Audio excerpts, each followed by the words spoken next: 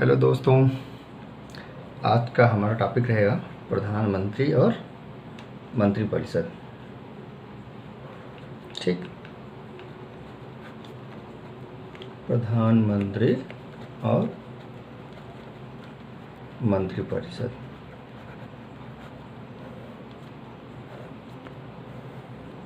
लेकिन प्रधानमंत्री और मंत्रिपरिषद पढ़ने से पहले हम क्या करते हैं, एक बार अपने जो हमारे देश की शासन प्रणाली है, शासन प्रणाली मतलब हमारे देश में क्या है, लोकतंत्र है।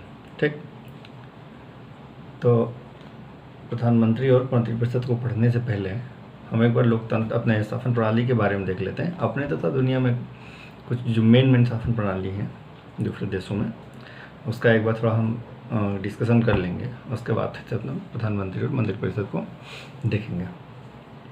ठीक, तो जैसे हम देख लेते हैं जो कुछ शासन प्रणालियां हैं मुख्यतः,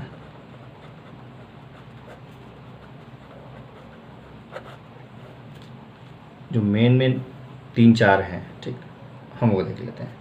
जैसे एक राजतंत्र, जो कुछ फिलहाल में है, कुछ नई भी हैं। जैसे राजतंत्र अभी ना के बराबर है कहीं भी। ठीक, तो एक राजतंत्र हो गया।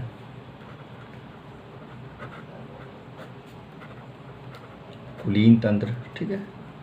तीसरा धर्मतंत्र, और चौथा जो है हमारा लोकतंत्र।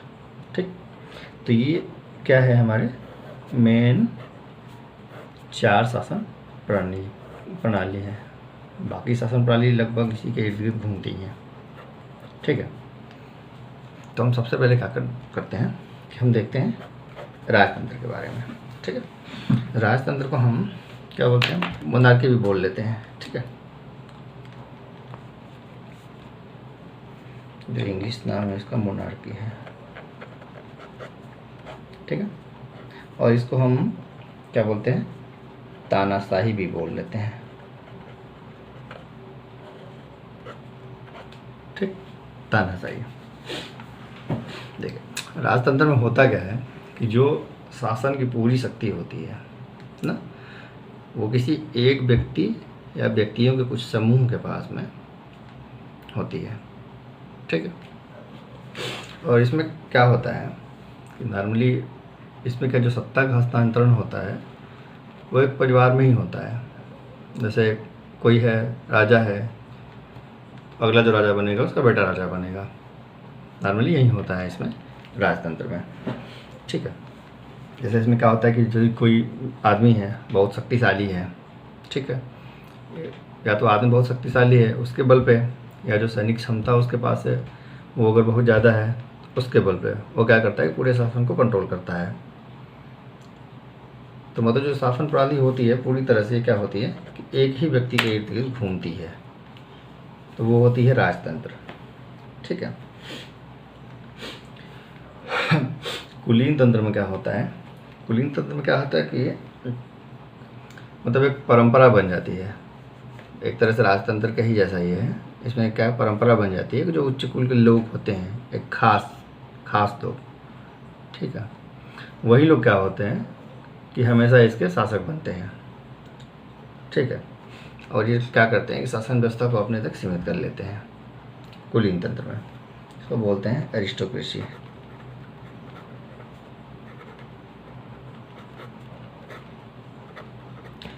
तो राजतंत्र में हमारा क्या था कि जो शासन की शक्ति थी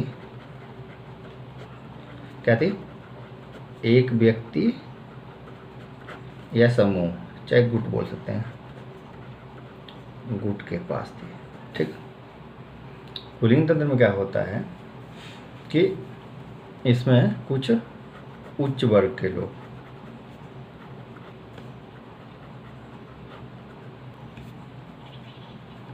वर्ग बोल सकते हैं या कुल बोल सकते हैं, उच्च कुल के लोगों के पास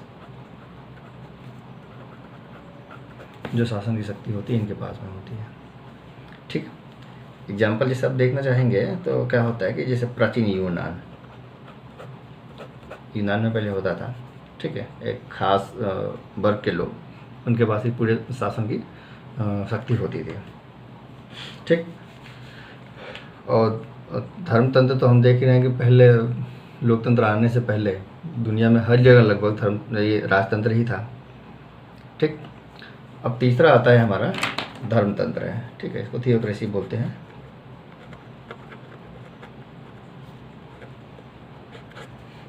ठीक, धर्मतंत्र, इसमें क्या होता है कि जो शासन व्यवस्था होती है पूरी तरह से धर्म के अनुसार चलती है। ठीक, तो शासन व्यवस्था होती है धर्म के अनुसार।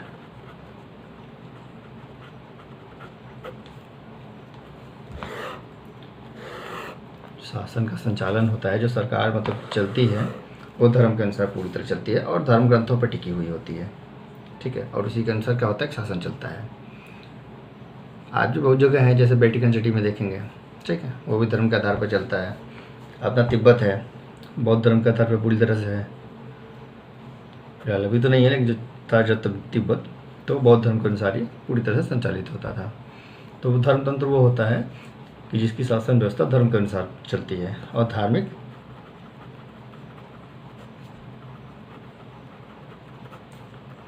पुस्तकों पर टिकी हुई होती है।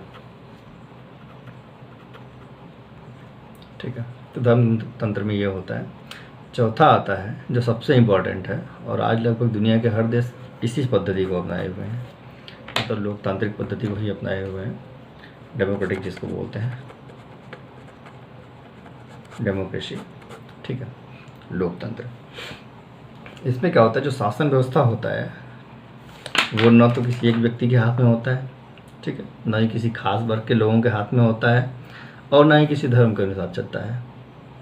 तो इसका जो शासन व्यवस्था है तो किसके अनुसार चलता है, जो शासन व्यवस्था इसका होता है ये लोगों के अनुसार संचालित होता है।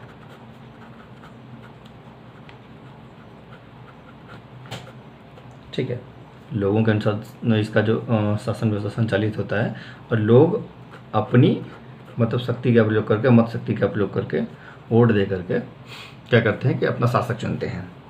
ठीक, तो यहाँ ये होता है कि शासक मनमानी नहीं कर सकता है।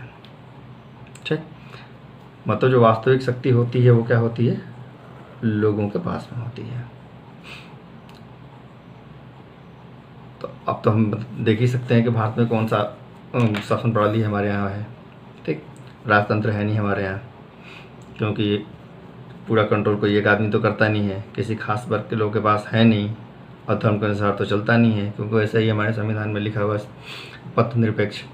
ठीक, तो बचा क्या, लोकतंत्र।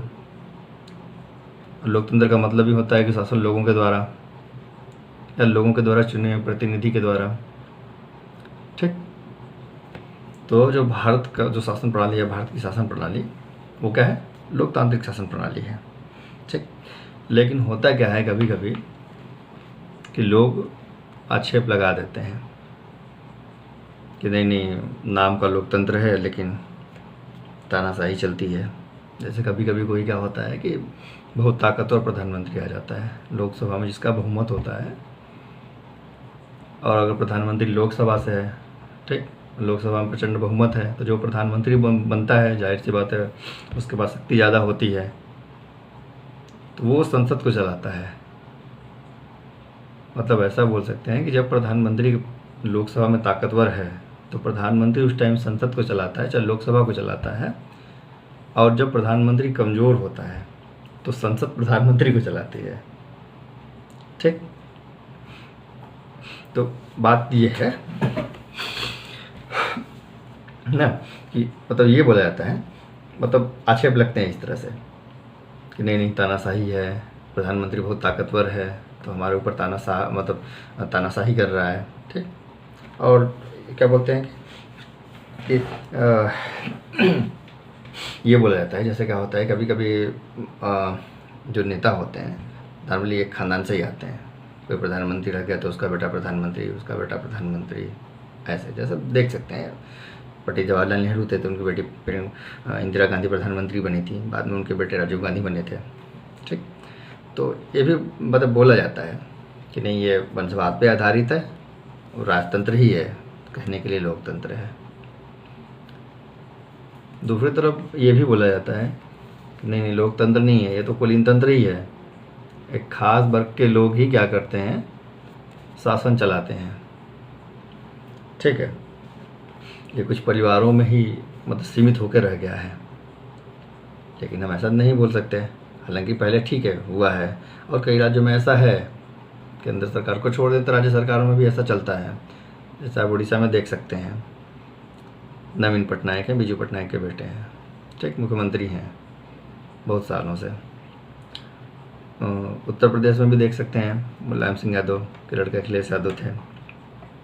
तो बोला जाता है कि नहीं, वंशवाद पे आधारित है। ठीक, एक खास लोग के पास ही शक्ति है शासन की। ठीक है, लेकिन हम नहीं मान सकते, इस बात को नहीं मानते, क्योंकि एक दो जगह ऐसा हुआ है। और अभी देखेंगे तो अभी तो वो क्या बोलते हैं, प्रधानमंत्री नरेंद्र मोदी जी हैं जो दूसरी पार्टी के हैं, और क्या बोलते हैं कि उसमें कोई वंशवाद से कोई लेना देना है ही नहीं, मतलब उस पोस्ट के लिए। हालांकि हम सबके लिए तो नहीं बोल सकते, क्योंकि बहुत सारे मंत्री हैं जिनके बेटे मंत्री हैं, दोनों लोग साथ में हैं। ठीक है, माता जी या पिताजी कोई मंत्री है, बेटा सांसद है, रामविलास पासवान को देख सकते हैं, उनके बेटे चिराग पासवान। ठीक, संजय गांधी के बेटे और वरुण गांधी, और उनकी वाइफ मेनका गांधी। लेकिन हाँ, उस खास पोस्ट के लिए, जो प्रधानमंत्री का पद है, उस पोस्ट के लिए कोई भी मतलब एक किसी खानदान से होकर नहीं आया है, और नहीं किसी वंश से होकर आया है। तो इस बात को भी हम नहीं मानते हैं। ठीक, और एक आरोप ये भी लगता है, नहीं धर्म के अनुसार ही है, धर्मतंत्र ही है, लोकतंत्र कहाँ है। क्योंकि जब भी इलेक्शन आते हैं, तो इलेक्शन जब आते हैं तो क्या होता है कि सारे मुद्दे ख़त्म हो जाते हैं। ठीक, और मुद्दा टोटली धर्म पे आके केंद्रित हो जाता है। इलेक्शन में वही हिंदू मुस्लिम सब चालू हो जाता है। ठीक, और धार्मिक मुद्दे पूरी तरह से उछलते हैं चुनाव में, ये बात सबको पता है। तो बोला जाता है कि नहीं, ये तो धर्म पे ही आधारित है पूरी तरह से। लेकिन पूरी तरह से धर्म पे आधारित नहीं होता है, हालांकि वो उस टाइम के लिए होता है जब चुनाव आता है। तब 5 साल निकल जाता है, 4 साल किसी को पता ही नहीं चलता है कहाँ क्या हो रहा है। लेकिन जैसे ही इलेक्शन आता है तो ये सब मुद्दे आने चालू हो जाते हैं। ठीक है, तो इन सब में थोड़ा थोड़ा प्रभाव इसका है, मतलब इन सब का राजतंत्र का प्रभाव भी है, पुलिंग तंत्र का भी है, धर्मतंत्र का भी है।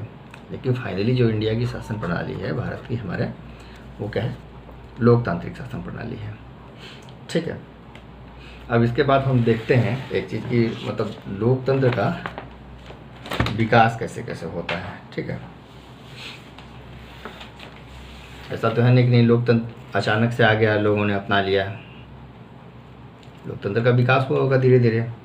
ठीक है, धीरे धीरे बातें बढ़ी होंगी।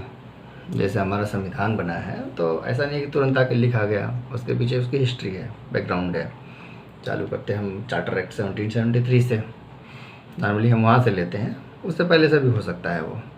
ठीक, हम वहाँ से लेते हैं, उसके बाद ब्रिटिश इंडिया एक्ट पढ़ते हैं, और बाकी सब पढ़ते जाते हैं धीरे धीरे। 1935 जो मेन वहाँ सबसे ज़्यादा लिया गया है, तो एक बैकग्राउंड है उसका। तो वैसे ही जब लोकतंत्र बना, तो लोकतंत्र का भी कुछ बैकग्राउंड तो बनेगा ना, ऐसे तो हो नहीं जाएगा। तो हम देख लेते हैं कि लोकतंत्र का विकास कैसे कैसे हुआ है, ऐतिहासिक विकास। ठीक है, लोकतंत्र, संविधान का भी बोल लेते हैं, संविधानवाद।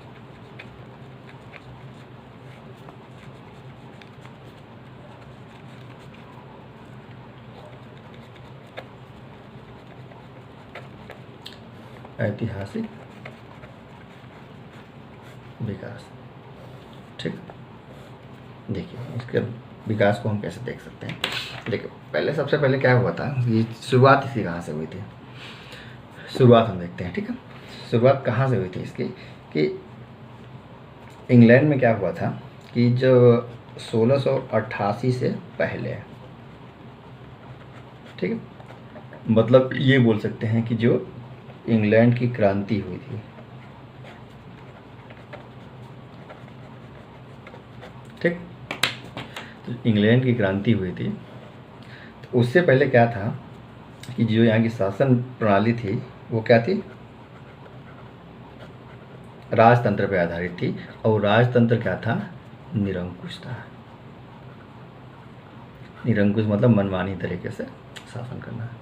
ऐसा नहीं कि राजतंत्र बुरा है, ठीक, लेकिन जब उसमें निरंकुशता आ जाती है, लोग अपने अनुसार टोटली कंट्रोल करने लगते हैं, वो नहीं देखते हैं क्या सही है क्या गलत है, तब वो क्या बोलते हैं राजतंत्र, तब ऐसा बोलते हैं कि राजतंत्र क्या है, निरंकुश हो गया है। ठीक है, हमारे जो शासन प्रणाली है वो निरंकुश है। ठीक, इसमें क्या था कि जो राजतंत्र था इंग्लैंड में, उसके राजा कौन थे?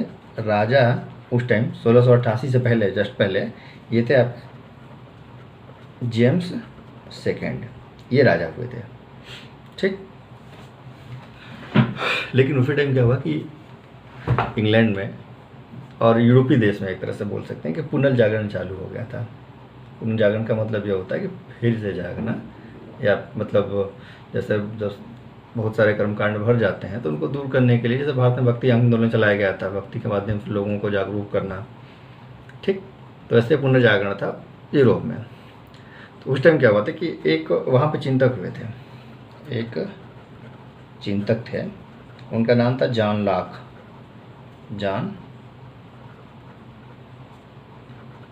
लॉक एक चिंतक थे।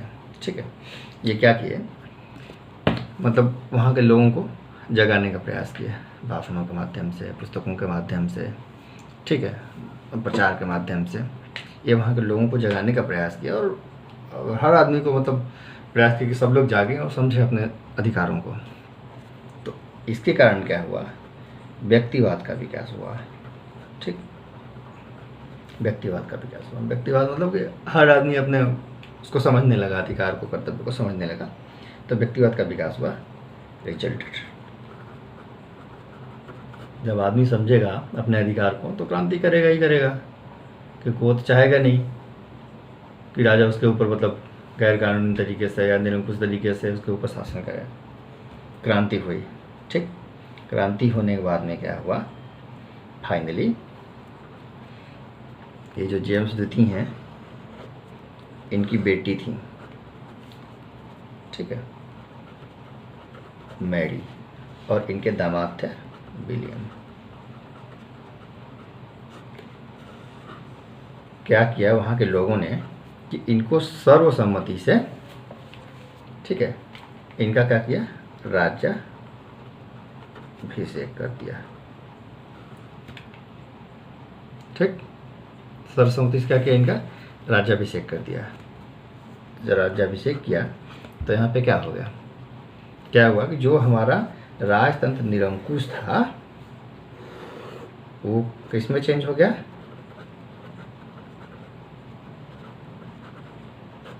ये राजतंत्र हमारा जो निरंकुश था वो किस में हो गया, संवैधानिक में, संवैधानिक राजतंत्र हो गया। ठीक है, हालांकि संविधान तो लिखा नहीं गया, ऐसा बोलते हैं कि ब्रिटेन में अभी तक संविधान लिखा नहीं गया है, लेकिन ऐसा नहीं है, वो लिखा गया है एक जगह, उसको तो कंसोलिडेट करके तो रखेंगे ही। ऐसा तो नहीं कि सब लोग याद करके रखे हैं और कुछ लिखा नहीं गया, वैसे ऐसे पढ़ाते गए और सब लोगों को याद होता रहता है, उसी के अनुसार शासन चलता है, ऐसा नहीं है। ठीक है, तो क्या हुआ, ये सब होने के बाद में, क्रांति होने के बाद में लोगों ने क्या किया कि जो राजा था जेम्स द्वितीय, उसकी लड़की को और दामाद को शासक बना दिया वहाँ का। लेकिन शासक क्या था, वो नाम मात्र का शासक था। और फिर क्या हुआ, जो राजतंत्र था वो निरंकुशता से संविधान की ओर बढ़ गया। ठीक है, संवैधानिक राजतंत्र बन गया। ठीक, मतलब लेकिन संविधान क्या था, लिखित था नहीं उस टाइम, लेकिन बाद में तो लिखा ही गया है, लिख कर रखा ही गया है। तो यहाँ से क्या होता है कि संवैधानिक राजतंत्र की शुरुआत होती है। ठीक, मतलब एक कदम बढ़ते हैं हम, क्या बोलते हैं, एक लोकतंत्र की तरफ एक कदम बढ़ता है ये। उसके बाद में क्या होता है कि ऐसे चलता रहता है ये बहुत दिन तक। ठीक, बहुत दिन तक ऐसे ही चलता रहता है, चलता है बहुत दिन, मतलब 100 साल तक बोल सकते हैं कि ऐसे ही चलता रहता है। फिर बाद में क्या होता है, अमेरिका में क्रांति होती है।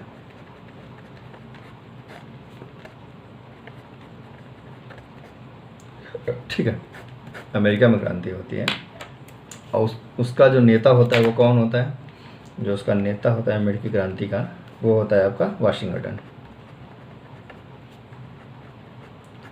जॉर्ज वाशिंगटन क्या होता है, उसका नेता होता है। ठीक, और 1776 में पहली मतलब यहाँ से मान सकते हैं करीब 90 साल 100 साल बाद करीब क्या होता है, अमेरिका स्वतंत्र होता है। अमेरिका स्वतंत्र मतलब उसका मतलब यही है अमेरिका स्वतंत्र होने का। देखिए अमेरिका में था क्या कि जितने सारे यूरोपीय कंट्री हैं वहीं लोग वहाँ पे भी शासन करते थे, अपना कॉलोनी बनाए हुए थे। जैसे भारत में इंग्लैंड वाले थे, फ्रांस भी थे, डच वाले भी थे, पुर्तगीज़ भी थे, सारे लोग भारत में भी थे। वैसे ही ये सारे लोग अमेरिका में भी थे, ठीक। लेकिन धीरे धीरे धीरे धीरे वो लोग अपना मिक्स होते गए और एक मतलब अपने आप को फिर स्वतंत्र बनाने के लिए अपने ही मदर कंट्री से, ठीक है, अपने ही लोगों से लड़ाई किए। और उस टाइम अमेरिका के जो पूर्वी तट पे 13 राज्य होते थे, ठीक। जब अमेरिका स्वतंत्र हुआ ब्रिटेन से तो उस टाइम वहीं 13 राज्य थे, बाद में धीरे धीरे करके 50 राज्य बन गए। तो मतलब वो अमेरिका की क्रांति हुई थी और अमेरिका स्वतंत्र हुआ था उस टाइम अपने ही मतलब क्या बोलते हैं मातृ देश से।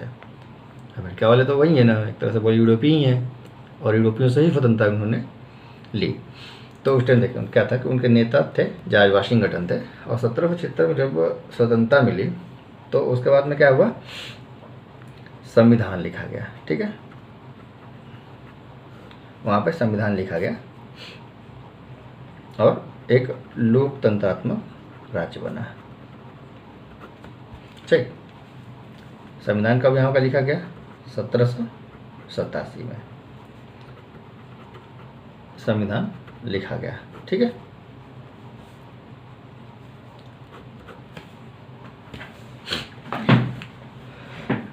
लिखा मतलब लागू हुआ संविधान को मिला के 1787 में। और ये अमेरिका का जो संविधान था ये पहला लिखित संविधान था, ठीक है। दुनिया में पहली बार जो संविधान लिखा गया किसी देश के लिए तो वो अमेरिका के लिए लिखा गया था। तो जो क्वेश्चन पूछता है कभी कभी कि सबसे पहला लिखित संविधान किस देश का था, तो वो अमेरिका का ही था, ठीक है। ये क्या था, प्रथम लिखित संविधान था,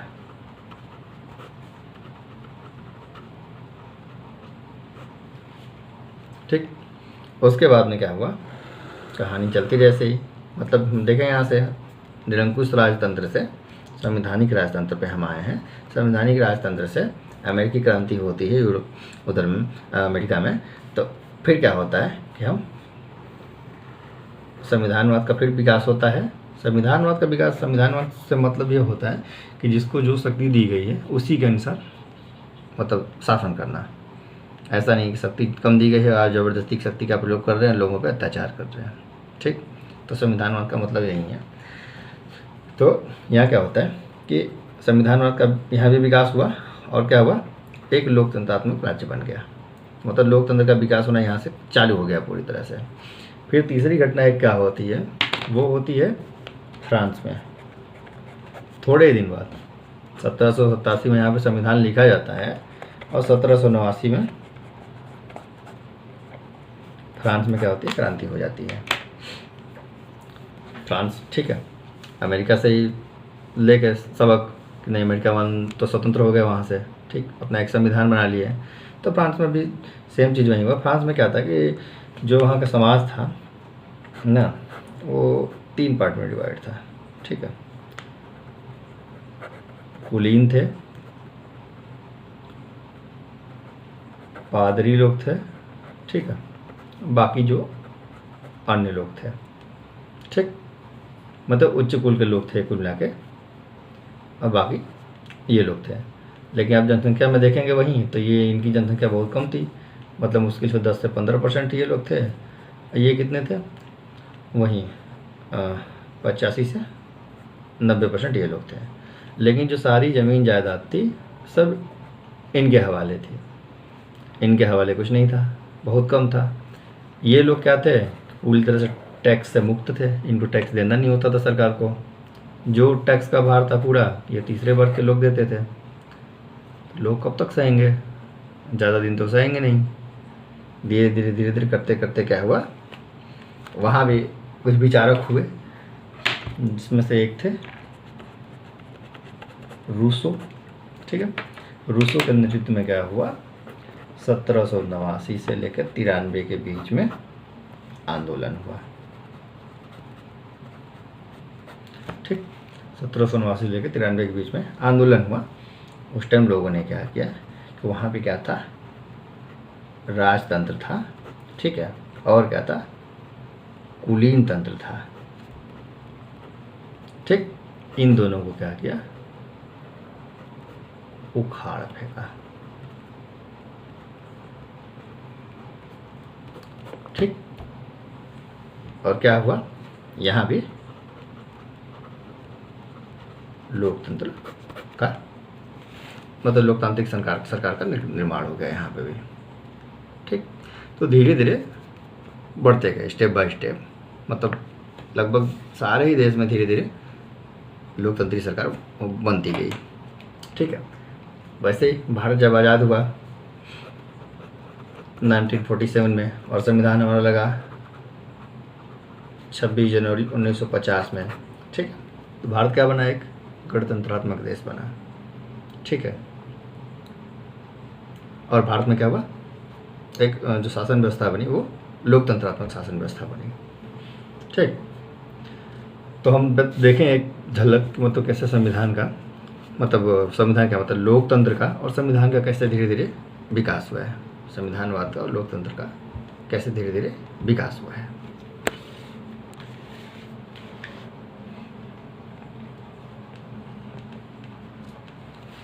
ठीक, हाँ, अब आगे देखते हैं।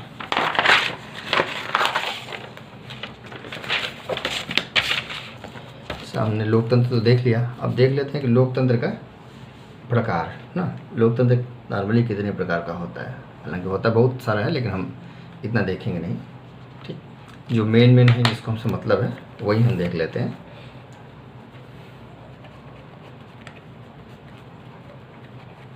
जो लोकतंत्र है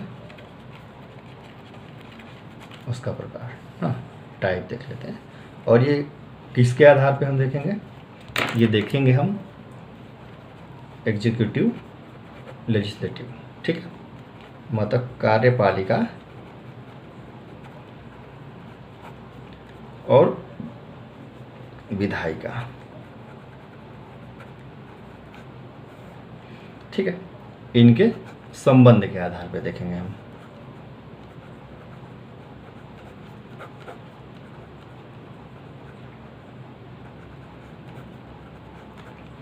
कार्यपालिका और विधायिका के संबंध के आधार पर देखें कि लोकतंत्र कितने तरह का होता है। ठीक है, देखिए इसके आधार पे जो लोकतंत्र होता है वो होता है दो तरह का। ठीक है, एक होता है संसदीय लोकतंत्र। ठीक, संसदीय लोकतंत्र, और दूसरा होता है अध्यक्षीय लोकतंत्र।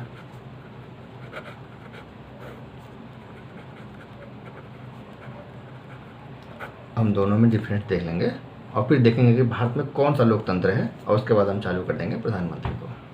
ठीक, तो दोनों के बारे में हम क्या करते हैं कि थोड़ा थोड़ा देख लेते हैं।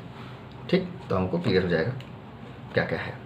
देखिए संसदीय लोकतंत्र में क्या होता है और अध्यक्षीय लोकतंत्र में क्या होता है। देखिए संसदीय लोकतंत्र में क्या होता है कि जो इसका हेड ऑफ स्टेट होता है, मतलब जो राज्य का प्रमुख होता है, ठीक है, संसदीय लोकतंत्र में वो क्या होता है कि चुनाव तो इसका होता है लेकिन अप्रत्यक्ष तरीके से होता है। और ये क्या होता है, राज्य का प्रमुख क्या होता है, एक तरह से नाम मात्र का होता है,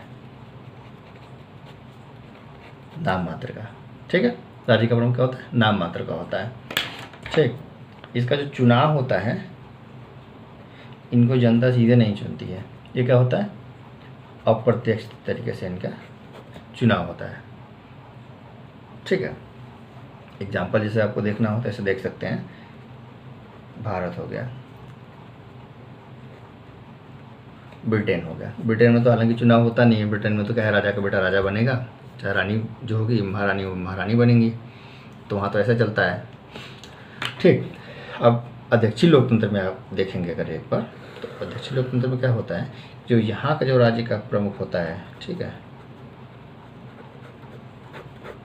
वो क्या होता है, नाम मात्र का नहीं होता है, ये वास्तविक होता है। जैसे हम राष्ट्रपति अपने राष्ट्रपति के बारे में हम पढ़े होंगे, तो राष्ट्रपति के पास जितनी भी शक्तियाँ थीं वो राष्ट्रपति की कोई शक्ति नहीं थी एक्चुअल में, वो सारी की सारी शक्तियाँ काउंसिल ऑफ मिनिस्टर की थी, मंत्रिपरिषद की थी। कि मतलब मंत्रिपरिषद के सलाह के आधार पर ही राष्ट्रपति कोई काम करता था। लेकिन अगर अमेरिका की हम बात करेंगे तो वहाँ का जो राज्य का प्रमुख होता है जैसे डोनाल्ड ट्रंप है, ठीक है, तो उनको कोई मतलब नहीं है कि कौन उनको क्या सलाह दे रहा है, जो करना है वो अपने मन से ही करेंगे, उनके पास पूरी तरह शक्ति है और वही वास्तविक प्रमुख है। जैसे भारत का वास्तविक प्रमुख कौन है? प्रधानमंत्री है। संवैधानिक प्रमुख कौन है? राष्ट्रपति है। लेकिन यहाँ दोनों राष्ट्रपति होता है, ठीक है, किसमें? अध्यक्षीय लोकतंत्र में, ठीक। यहाँ का जो चुनाव होता है ये कैसे होता है? प्रत्यक्ष तरीके से होता है, मतलब जनता सीधे चुनती है अपना प्रतिनिधि, ठीक। राष्ट्रपति को सीधे वोट देती है जनता और राष्ट्रपति चुना जाता है वहाँ पे, ठीक। इसमें इनका चुनाव तो एक तो अप्रत्यक्ष तरीके से होता है, मतलब इनके चुनाव के बारे में हम तो देखे ही हैं कि भारत का जो राष्ट्रपति का चुनाव होता है कैसे होता है, कौन देता है। इसमें एमपी होते हैं, स्टेट के एमएलए होते हैं, ये सारे लोग मिलकर इनका चुनाव करते हैं। एमपी लोकसभा के, राज्यसभा के, एमएलए सारे स्टेट के इंक्लूडिंग दिल्ली और पांडिचेरी, ठीक। देखिए इसमें क्या होता है फिर संसदीय लोकतंत्र में क्या होता है कि जो इसकी विधायिका होती है ना, संसदीय लोकतंत्र में जो इसकी विधायिका होती है, विधायिका मतलब जो सदन होता है कुल मिला के, वो क्या होता है कि दो सदन मतलब दो हाउस से मिलकर बनता है, दो सदन से। विधायिका क्या होता है? दो सदन से मिलता है, एक लोअर हाउस से अपर हाउस, ठीक है। तो इंडिया में क्या है? लोअर हाउस मतलब लोकसभा और अपर हाउस मतलब राज्यसभा। इंडिया की ये कहानी है, ठीक। तो विधायिका क्या होता है? दो सदन से मिलकर बनता है, लोकसभा और राज्यसभा से। लोकसभा हम जैसा जानते हैं कि इनका डायरेक्ट इलेक्शन होता है, राज्यसभा क्या होता है? इनडायरेक्ट इलेक्शन होता है, ठीक है। राज्यसभा के जो चुने जाते हैं सदस्य, वो राज्यों की विधानसभाओं के जो सदस्य होते हैं उनके द्वारा चुने जाते हैं, ठीक है। हाँ, इसमें और देखते हैं संसदीय लोकतंत्र में क्या होता है कि इसमें जो एग्जीक्यूटिव होता है, एग्जीक्यूटिव मतलब कार्यपालिका, और जो क्या बोलते हैं जो लेजिस्लेचर होता है मतलब विधान मंडल, जैसे विधान क्या बोलते हैं विधायिका जो होता है। तो इसमें क्या होता है कि जो एग्जीक्यूटिव होता है विधायिका से अलग नहीं होता है। कहने का मतलब सीधा सीधा यही है कि 543, ठीक है, अब प्लस 245, ये है हमारे विधायिका के सदस्य, ठीक। तो जो हमारे एग्जीक्यूटिव बनते हैं मतलब कार्यपालिका ना, जो कार्यपालिका हमारी बनती है इन्हीं में से चुनी जाती है।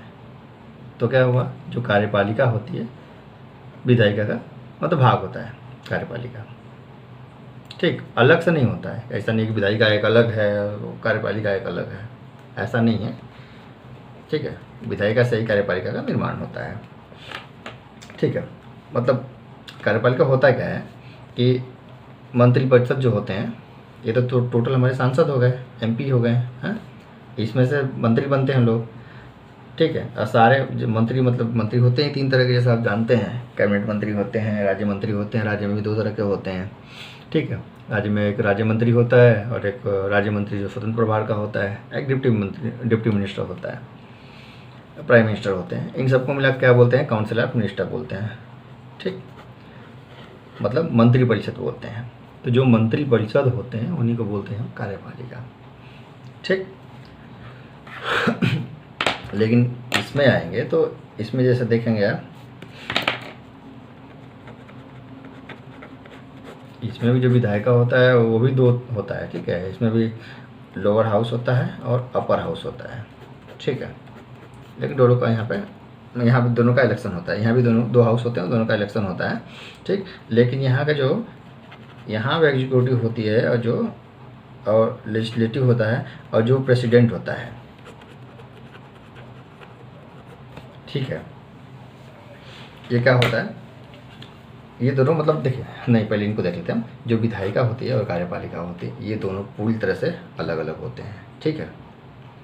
और राष्ट्रपति जिसको चाहे, और वो दोनों में से किसी हाउस का सदस्य हो या ना हो, जिसको चाहे मंत्री बनाना राष्ट्रपति बना सकता है, अमेरिकी राष्ट्रपति। उसके पास इतनी शक्ति होती है, उसको ऐसा नहीं है कि नहीं इसी में से छांटना है, इसी में से जो लोग हैं वही लोग मंत्री बन के आएंगे, ऐसा यहाँ पे नहीं है, ठीक है। तो जो कार्यपालिका है और विधायिका है टोटली क्या है यहाँ पे अलग अलग है, ठीक। देखिए यहाँ पे क्या होता है कि यहाँ पे अगर लोकसभा में बहुमत खत्म हो जाता है तो सरकार गिर जाती है, राष्ट्रपति हट जाता, अरे प्रधानमंत्री अपना पद त्याग कर लेता है, ठीक है। और ये लोग क्या करते हैं, मिल के चाहें तो राज्य का जो प्रमुख होता है, जैसे भारत का राष्ट्र प्रमुख कौन है, राष्ट्रपति है, उसको ये लोग क्या करेंगे, मिल के हटा सकते हैं, ठीक है। महाभियोग लाएंगे, महाभियोग लाने के बाद क्या करेंगे, ये लोग राष्ट्रपति को हटा सकते हैं, भारत में राष्ट्रपति को, ठीक। लेकिन अमेरिका में ये लोग चाह के भी हटा नहीं सकते हैं राष्ट्रपति को, ठीक है। देखिए अब इसमें क्या होता है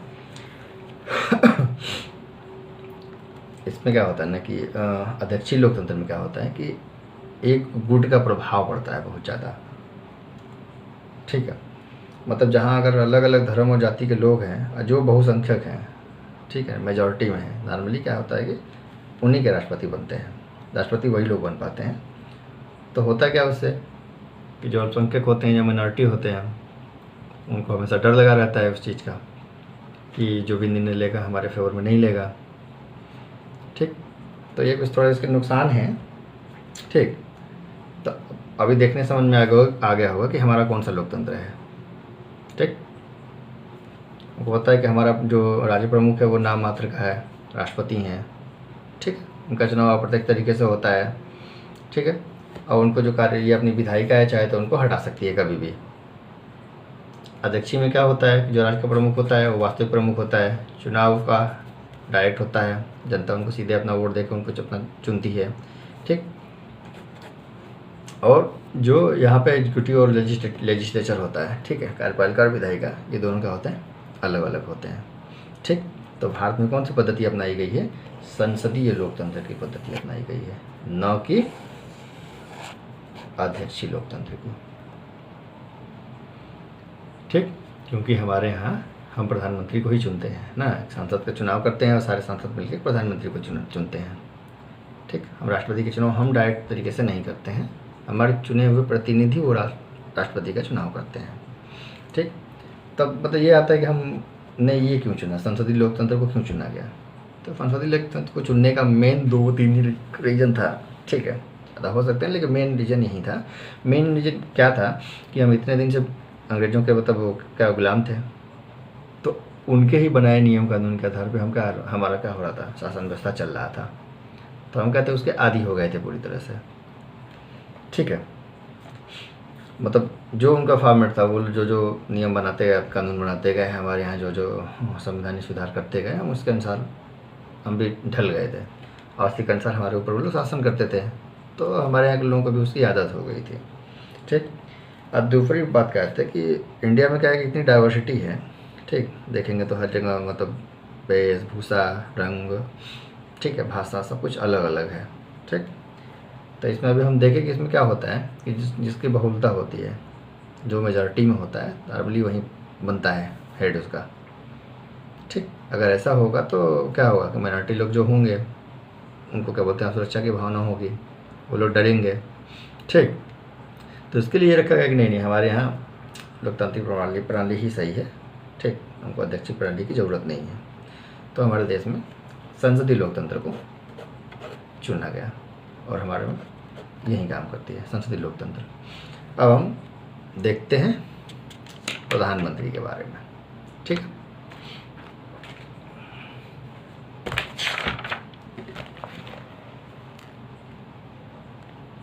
काम करते हैं, रहने देते हैं, वीडियो हो जाएगा बहुत ज़्यादा लंबा।